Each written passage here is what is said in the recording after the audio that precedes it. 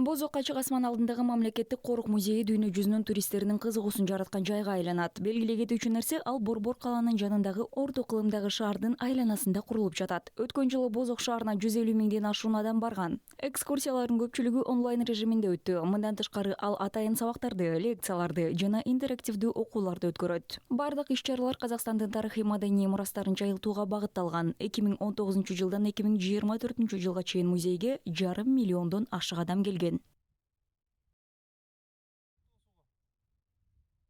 Мы прорабатываем вопрос об...